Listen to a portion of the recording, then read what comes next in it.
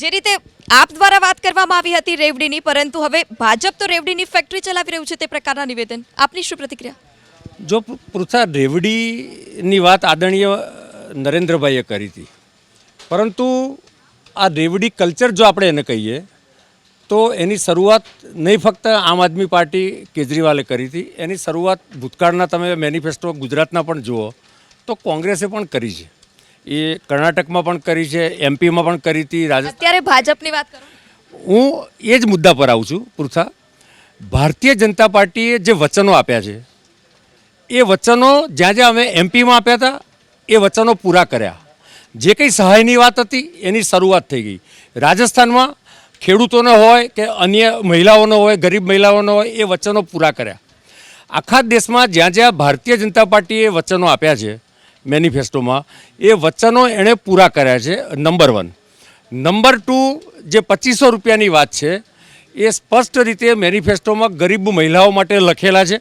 આવતી 8 માર્ચે તમે મારી જોડે ડિબેટ કરજો. એ બધી જ દિલ્હીની ગરીબ મહિલાઓને 2500 રૂપિયા મળશે ને મળશે. 21,000 જે સહાયની વાત છે એ પ્રેગ્નન્ટ વુમનની સહાય છે. કદાચ પૃથા, જો તમે હમણાંનું જ મેનિફેસ્ટો જુઓ, બજેટ જુઓ અને ગયા વખતનું પણ ઇન્ટ્રીમ બજેટ જુઓ તો એમાં પણ આ પ્રકારની પ્રેગ્નન્ટ મહિલાઓને સહાય છે.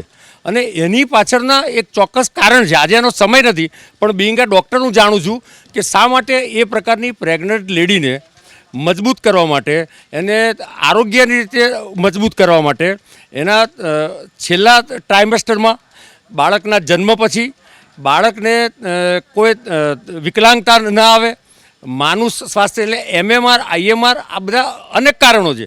તો એમાં બજેટમાં પણ આ ડિક્લેર થયું છે.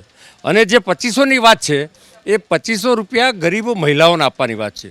કુલ મળીને ભારતીય જનતા પાર્ટીની સરકાર એ ભ્રષ્ટાચાર અટકાવીને આજે પણ કરોડો ખેડૂતોને એક સહાય કરે છે.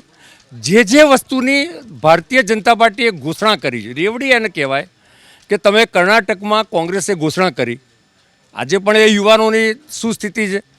હિમાચલમાં કરી તો આપણે જાણીએ છીએ કે પગાર કરવા માટેના પૈસા સરકારી નોકરોના પણ નથી.